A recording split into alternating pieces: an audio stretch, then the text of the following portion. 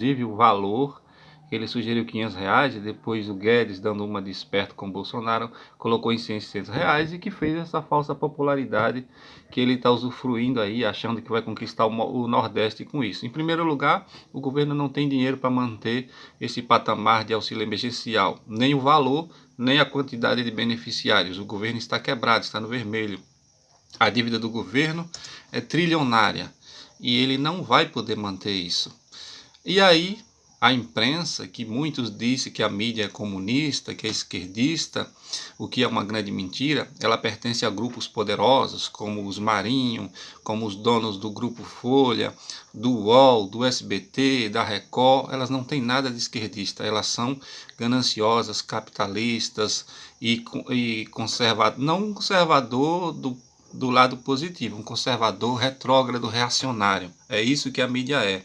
O que tem são jornalistas, é claro, que são de esquerda. Mas no Brasil, com essa onda bolsonarista, todo mundo que é de esquerda, ou de centro-esquerda, ou de centro, são chamados de comunista. Eles nem sabem o que é comunista, nem sabem o termo clássico do que é comunismo, como foi perguntado ao Adnet no Roda Viva, e ele respondeu muito bem. Não é por você ser esquerdista que você é comunista, não tem nada a ver. Ainda nem terminamos a pandemia e viu o que pode se mudar no mundo em 5 meses.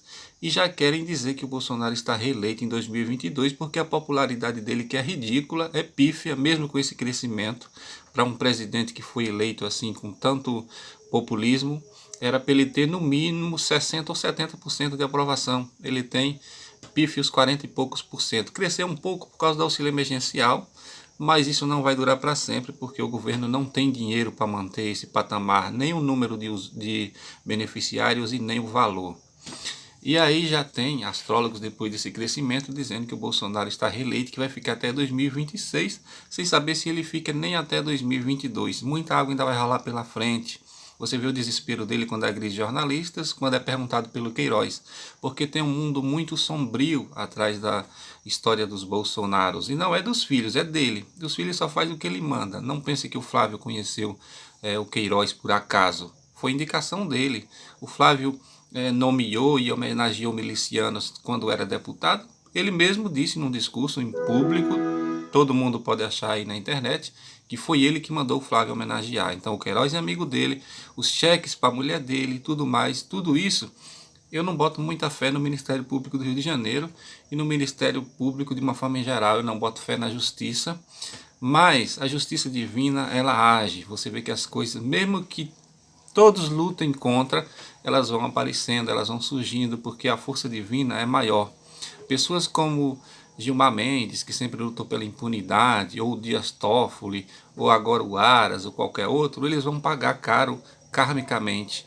Não tenha dúvida disso, que eles vão ser punidos em algum momento. Gilmar Mendes, ele talvez tenha um final de vida muito deplorável, porque ele vem acumulando um karma muito grande ao longo da vida.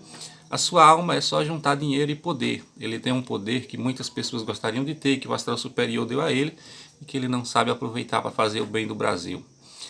Mesmo que ele esteja fazendo isso achando que o seu garantismo para a impunidade é o correto, que é justo, mas não é.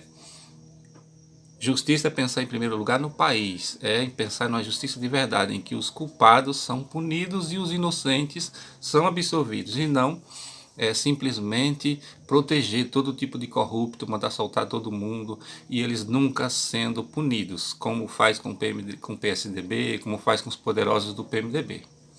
Mas a questão é, se Bolsonaro conseguir chegar até 2022, ele será reeleito? Tem astrólogos dizendo que sim, porque viu essa popularidadezinha dele, mas não sabe que muita água ainda vai passar pela ponte.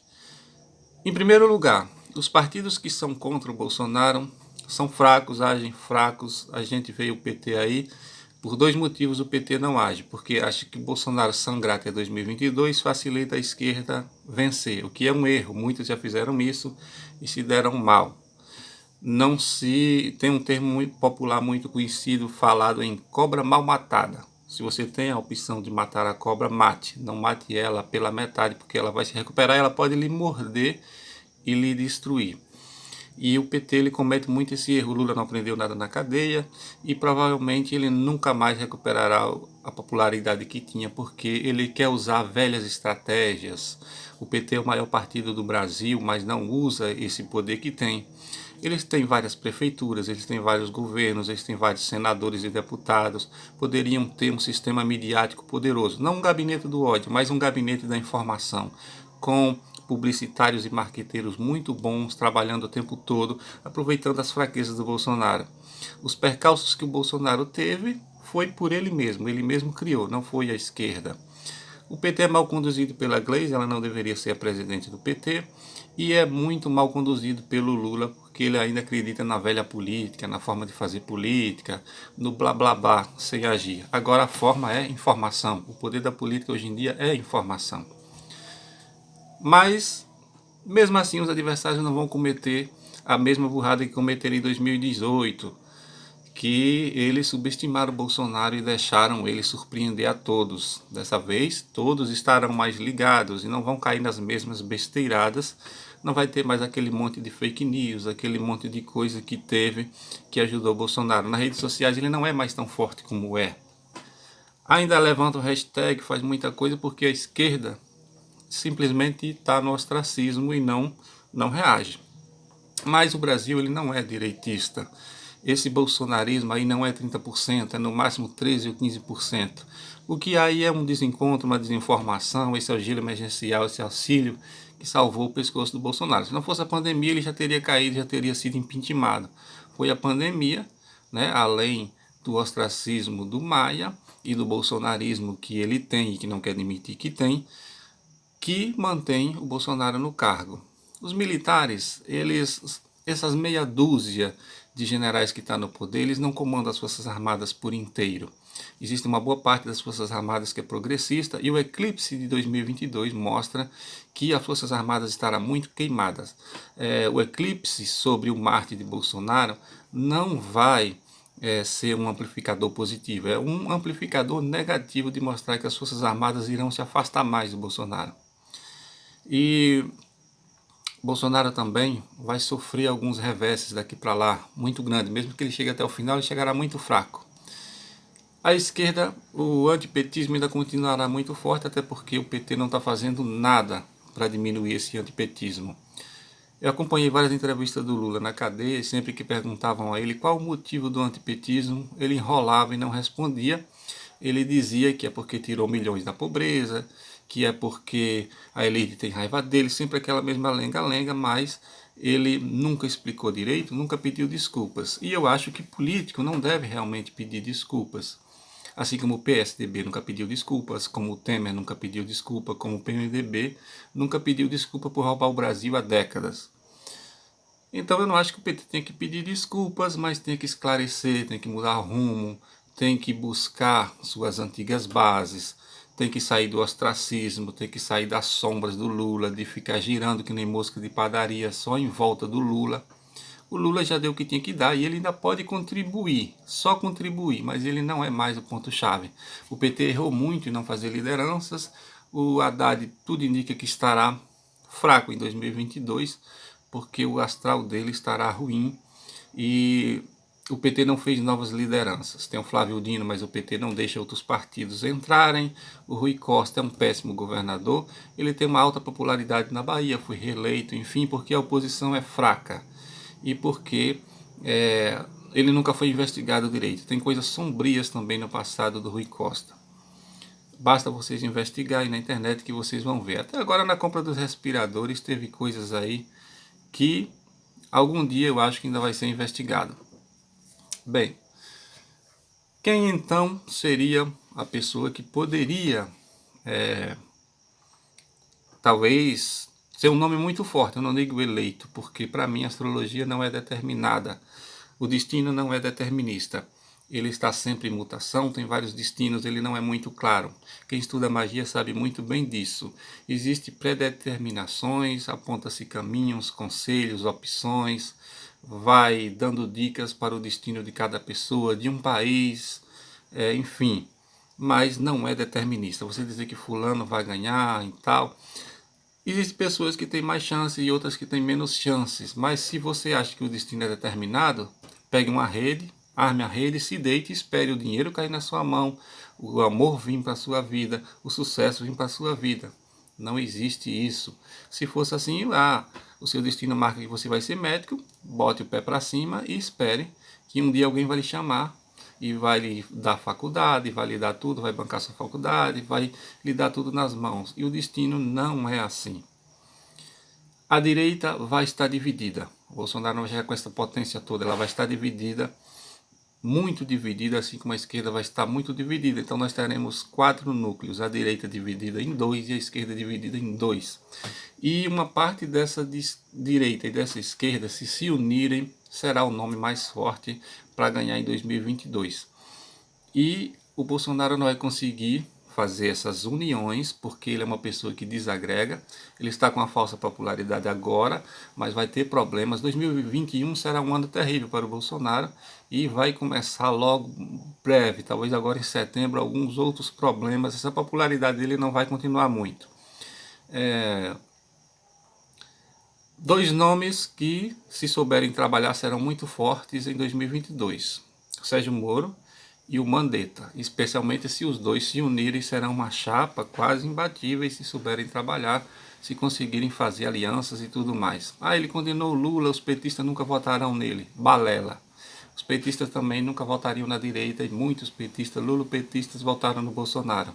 Muitos dos votos do Bolsonaro foram de petistas e de lupetistas. Conheço muitos petistas roxos que hoje em dia são bolsonaristas. Então, não venha nessa aqui porque condenou o Lula que um de esquerda nunca votará no Moro.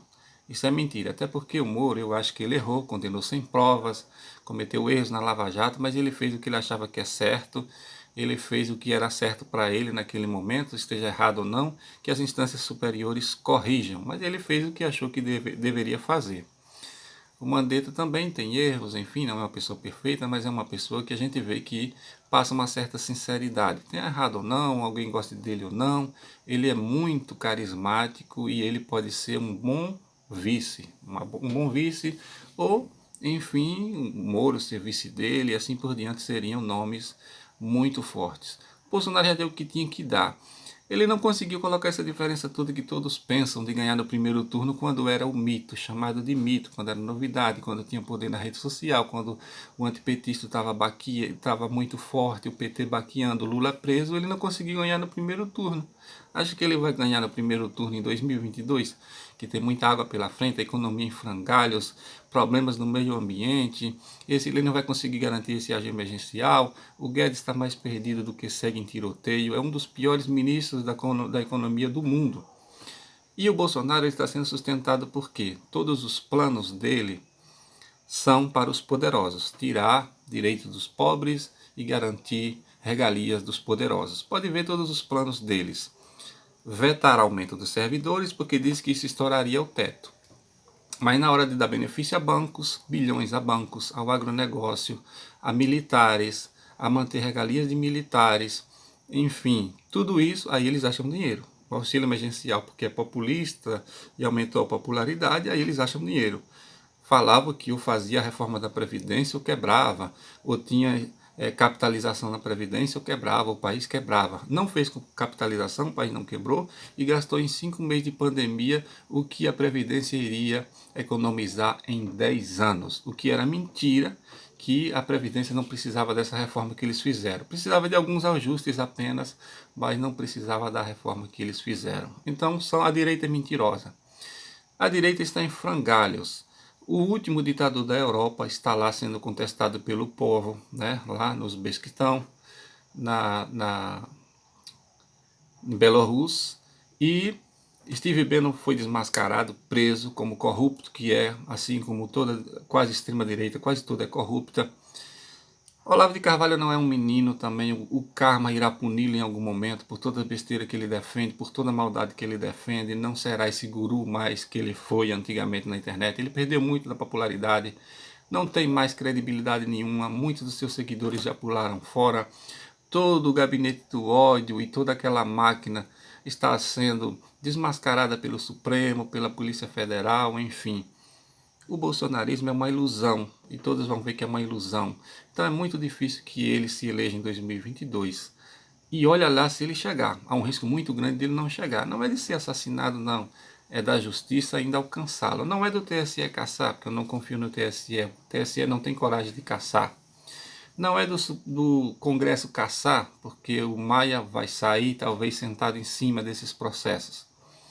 Mas é muita turbulência, enfim, vai ter muita coisa. A astrologia mostra muitos sacrifícios e muitas coisas que virão pela frente para o Bolsonaro. Não vai ter essa moleza que ele está pensando de ficar passeando pelo Nordeste, inaugurando coisinhas aqui e acolá.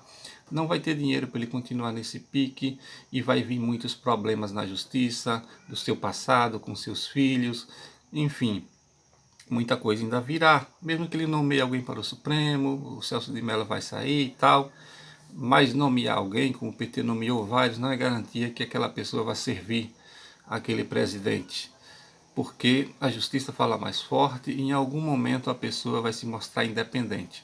A Lava Jato não está morta como pensam. Você pode ver que em alguns momentos ela reage, como num jogo de xadrez, ela dá golpes certeiros, e o Sérgio Moro não está morto, ele tem cartas na manga ainda para apresentar.